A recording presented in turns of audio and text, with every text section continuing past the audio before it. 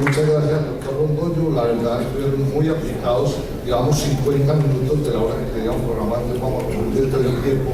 Permítame, antes de dar la oportunidad para algunas preguntas, agregar una frase del mismo texto que al comienzo que se ha leído del doctor Morán, también propuesta como respuesta a esa pregunta que estamos planteando.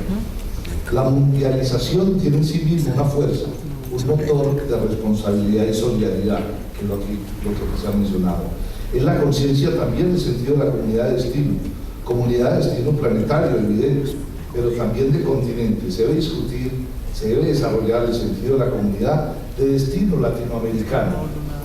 Esto es la conciencia, porque no se pueden adelantar las cosas sin la inteligencia y la conciencia que pueden introducir la ética y la política, los partidos políticos y el pensamiento político en el desarrollo mismo. No hay que subordinar más el desarrollo humano al desarrollo económico. Debemos invertir esto y subordinar el desarrollo económico al desarrollo humano. Ese, me parece, es el papel ético fundamental. No debemos ser simples objetos en este Titanic sin piloto, sino que debemos cambiar y ser sujetos de la aventura humana. Hasta aquí la cita del doctor Morán.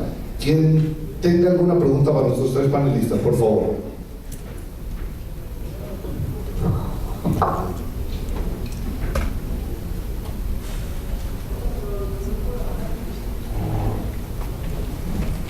Esta inquietud que tengo para el señor ministro del Medio Ambiente es lo siguiente. Creo que aspecto bien importante para la conservación del medio ambiente es crear conciencia desde los primeros años de estudio de la población colombiana y en general mundial.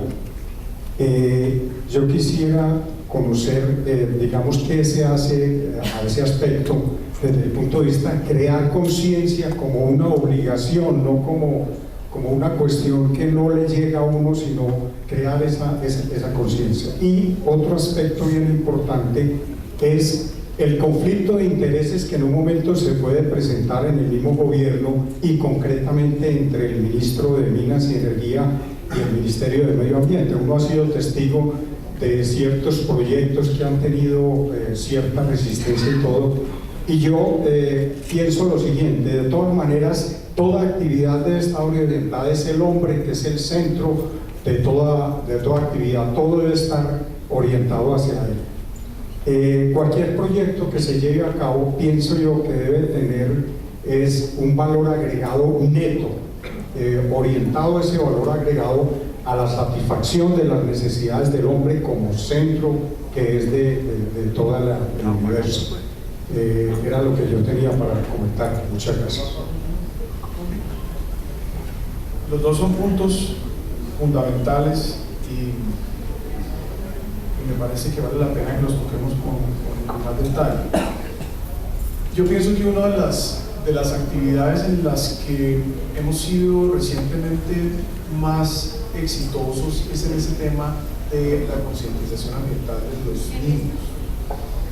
No estoy diciendo que todo el éxito se deba a acciones gubernamentales, porque obviamente hay una presión también global que ha apoyado, pero sí también es muy interesante ver lo que se está haciendo a nivel de educación, principalmente en materia de concientización.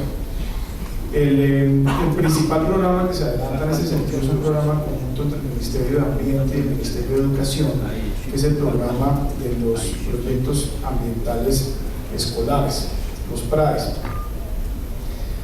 Estos proyectos son muy interesantes porque tratando de evitar la homogenización de los programas ambientales, los programas de educación ambiental, lo que se motiva aquí es que se desarrollen proyectos específicos que atiendan la problemática y que atiendan la oferta ambiental local alrededor de la escuela. Entonces, lo que se busca es que si estamos en un municipio que es eminentemente agropecuario, o los problemas que se manejen, se discutan dentro de ese programa ambiental escolar esté asociado a los problemas ambientales locales, con una metodología científica detrás. Identifiquemos el problema, validemos, hagamos unas hipótesis, recojamos información para validar esas hipótesis y validémoslas o no y identifiquemos soluciones a determinados tipos de problemas.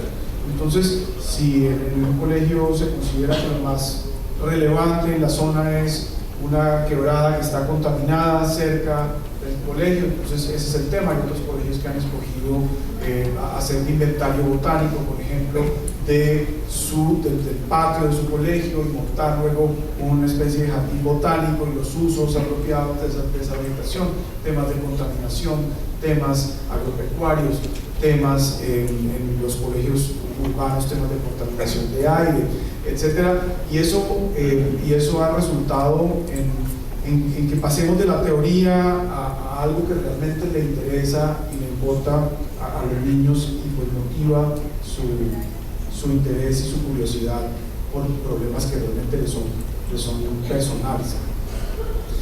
En materia de conflicto de intereses,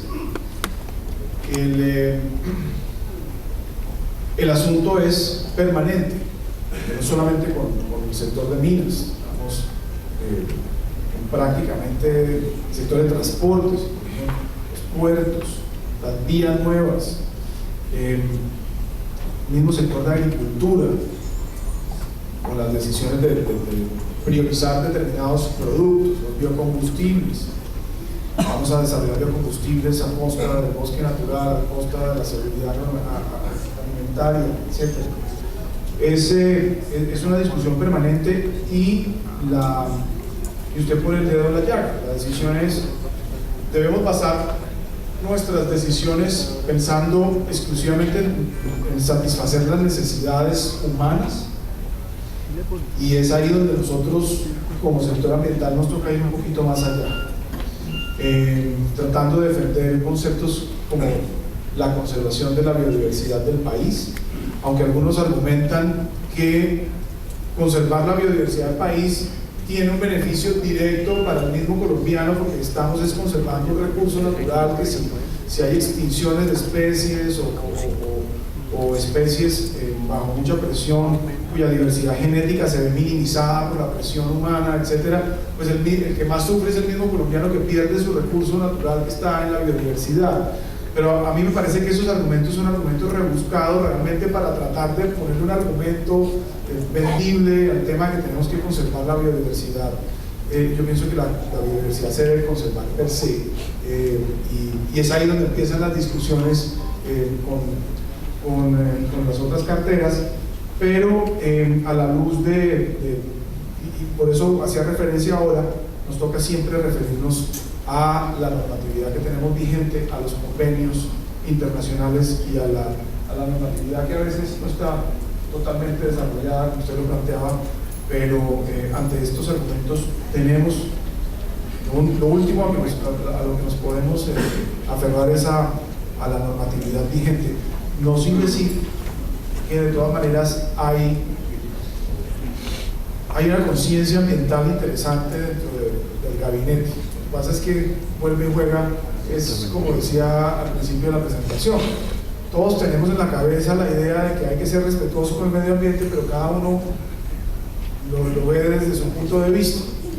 Entonces hay dentro del gabinete hay una convicción muy fuerte, por ejemplo, de que Colombia está comprometida con la conservación de su Amazonía. Uno de los aportes de Colombia al planeta es, desde hace mucho tiempo nosotros decidimos que la Amazonía es una zona que prácticamente no se va a tocar, como no se ha hecho, por ejemplo, con la Orinoquía o inclusive con el Chocó, que yo creo que podría tomarse una posición similar en ese sentido. Entonces hay unas posiciones de convicción de responsabilidad ambiental, ellos están convencidos todos que tenemos una responsabilidad que cumplir y que la estamos asumiendo. Lo que pasa es que ya cuando entra uno en detalles y en proyectos específicos entra un conflicto fuerte sobre si lo que debe primar es precisamente el beneficio social y económico, o si también deben tenerse en cuenta unos criterios adicionales de corte exclusivamente ambiental. Muy bien, muchas gracias, ministro. Doctora Alain, yo creo que nos va a quedar tiempo para una última pregunta.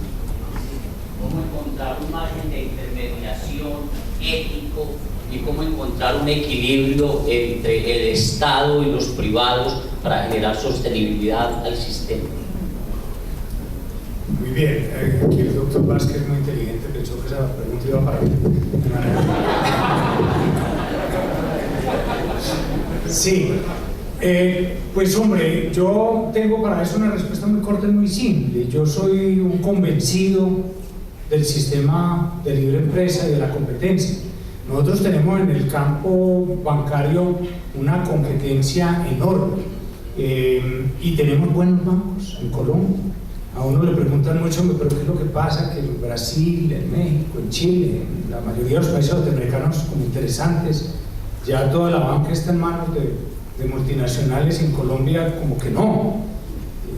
Yo no creo pues que sea ni mucho menos un descrédito para la campaña de que en Colombia uno le provoca quedarse, sino que es que aquí hay buenos bancos, hay una buena competencia. Estábamos revisando en la semana pasada, en esta coyuntura de la crisis, los márgenes de interés se han reducido de una manera particularmente grande en Colombia, al contrario de lo que ha sucedido en otras economías, porque fíjense, una de las ideas de las intervenciones anticíclicas es que se rebajen bastante las tasas de interés y, entre otras, eso produzca la posibilidad de que se aumenten los márgenes para ofrecer al sector financiero una posibilidad de fortalecimiento durante ese periodo de recuperación. Sin embargo, aquí se han disminuido de manera significativa esos márgenes. Yo obviamente miro con simpatía los reclamos, porque es que pues a mí también me gustan todo mucho más barato. A mí me gustan más baratas pues las lechugas, y me gustan más baratos los carros, y entiendo que a los clientes les gustan más baratas las tasas de interés, pero la verdad es que uno analiza el tema y en Colombia hoy tenemos un sistema de intermediación bastante eficiente que hace buen uso de la competencia, que repito, para mi modo de ver, es la fórmula absolutamente irreemplazable para lograr que haya un sistema de formación de precios que favorezca tanto a los participantes empresas como a los consumidores. Muy bien, muchas gracias. Pues nos alegramos mucho, sobre todo los clientes de Bancolombia, que él esté convencido de que es lo que estamos aspirando.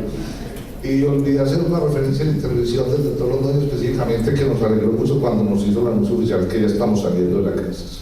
Una última pregunta, sí, para el doctor Betancourt, y así terminamos en un perfecto equilibrio. Sí, bueno, aquí está, perfecto. Bueno, yo tengo una por el ministro, ¿no? ¿Qué tipo de relaciones tiene el ministerio con las universidades en los procesos investigativos que van en la búsqueda de soluciones a los problemas del medio ambiente? Una. ¿Y en qué va el referendo del agua que ya fue registrado en el Congreso? Bueno, hay una materia de universidades y de centros de investigación. Hay un principio pues, que no está respaldado por ninguna normatividad, pero que está expreso de manera explícita en todas nuestras reuniones con el sector ambiental, en el sentido de que en la medida de lo posible las autoridades ambientales, las corporaciones autónomas, y el mismo ministerio deben tratar de que procesos de consultoría sean con la universidad. La mayoría de las preguntas que se hace el sector ambiental no son preguntas autoevidentes ni son preguntas que tengan unos procedimientos claros de cómo se responde.